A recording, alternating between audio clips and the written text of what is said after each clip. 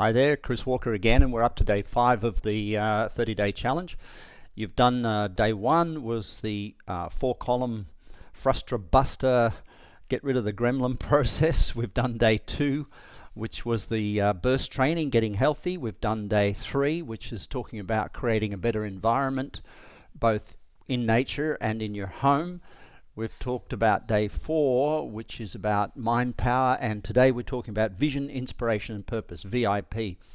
This is the single most important part of the process. It's the point at which most people can get through the first 4 steps, but then they get slippage and they don't reinvent themselves.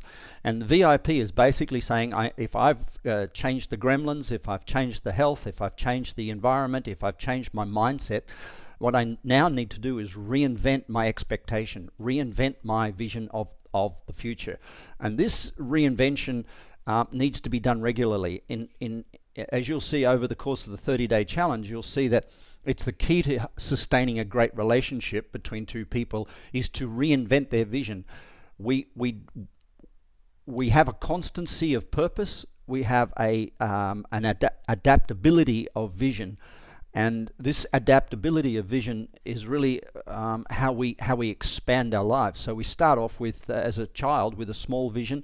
It's only a day long, and we end up as a teenager with a vision of for the rest of our lives. But as we get towards being a mid-range adult, in midlife, what we need to be thinking of is a vision that not only incorporates the things we are currently doing, but something that leaves behind a bit of an impact on the world when we exit.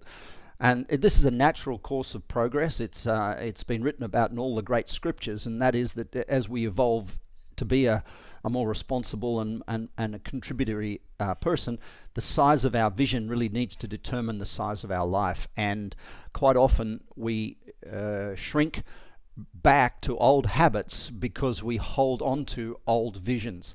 So the process in the next 30 days is going to be one of expansion, and this is the key point around which your 30-day challenge comes, the VIP process. So the graph you've got in front of you right now shows a purpose. Purpose is really your core value, and it's nothing more sophisticated or sacred or spiritual than that. It just says that there's an intrinsic value deep down inside of you, something you thought was missing as a child or you had too much of, that you spend the rest of your life trying to sort out.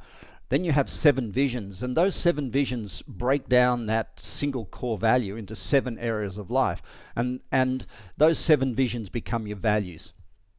So we have a priority of 7 values.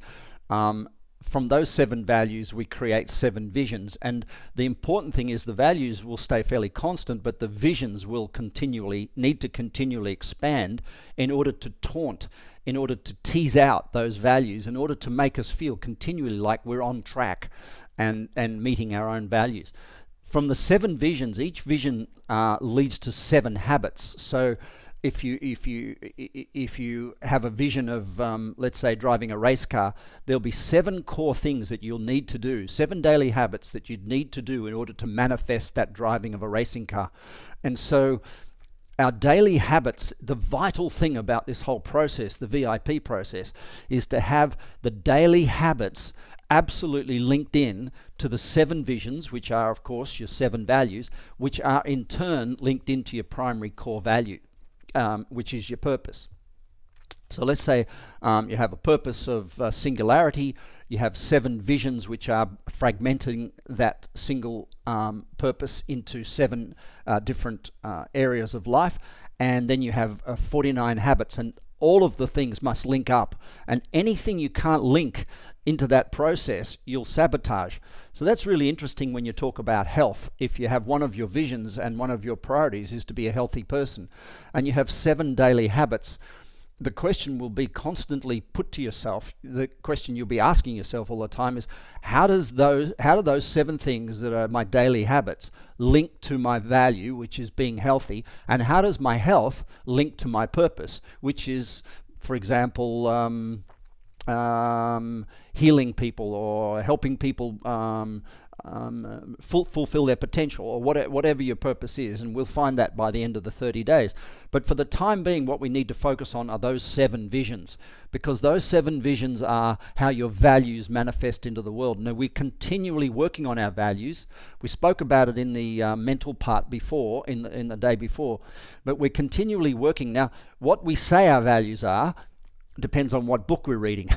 So if we're reading a book on the Kabbalah or something like that, we might start saying that our values are X, Y, Z. But if you watch that person over a period of a month, you'll really, or even 6 months, you'll really find what their core values are.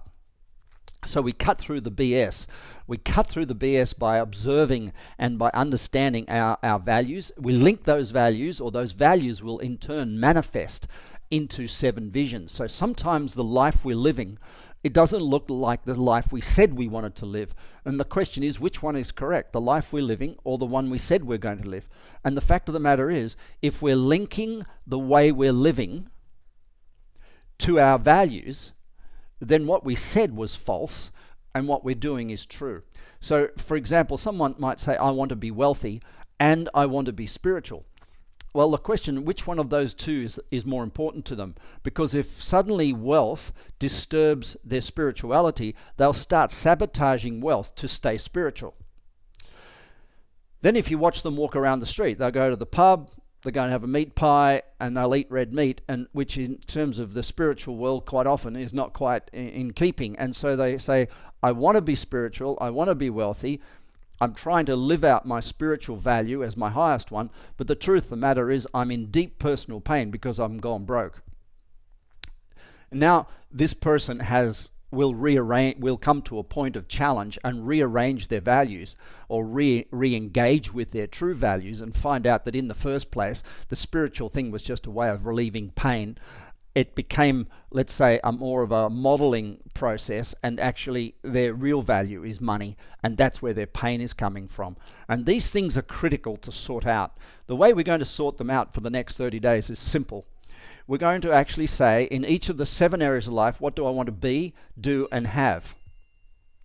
Now, again, it's not complicated. Have means the things around you. I want to have a house, a car, a material thing, a bus, whatever you want to have. I want to have a partner, I want to have children, I want to have. And the B, I want to be happy, I want to be healthy, I want to be inspiring, I want to be inspired, I want to be clever, I want to be. There's some pretty simple things. And do. Now, what do you want to do with it? And this is how this is so important here. If you can't work out what you're going to do with what you be and have, then it's really ridiculous. It actually can function the other way around too. I want to raise an orphanage in Nepal. So what do I have to be? I have to be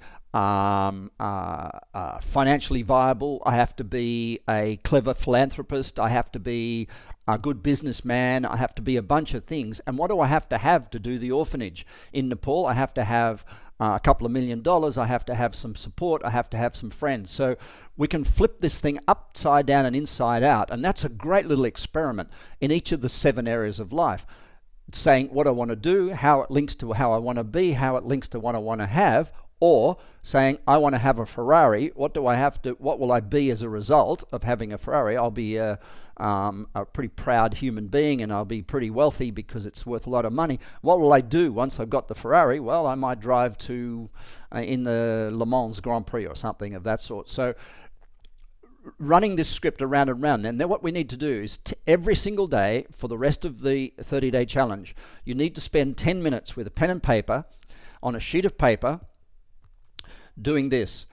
You ask spiritually, what do I want to be, do, have? Mentally, what do I want to be, do, have? Socially, what do I want to be, do, have? Career, what do I want to be, do, have? Health, financial, and spiritual be, do, have. Oh, I'm so popular. My phone keeps blinging away. It's so cool. And what we'll do is each day I'm going to ask you to take that sheet of paper and put it in an envelope and seal the envelope. So it's a fresh start each day. Now you go, oh my God, that's a lot of work. That's 7 areas of life. Be, do, have. 7 areas of life. What do I want to be, do, have? 7 areas of life every single day, around and round, around the circle. And I go, yeah, it sounds like a lot of work, but the fact of the matter is, if you don't write it twice, it wasn't true.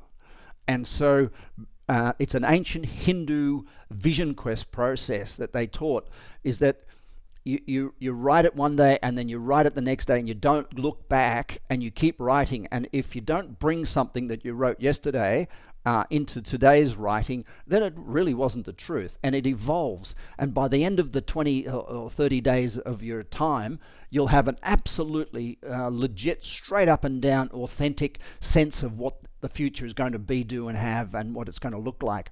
Remembering all the way, we're trying to expand here. So you possibly need to say the words, if I couldn't fail, or if I had 24 hours to live, or if there were no downsides to this, if there was sky was the limit, what would I love to be, do, and have? We're exploring and playing with the potentiality of your vision. It's Chris Walker. Have a great day. Bye for now.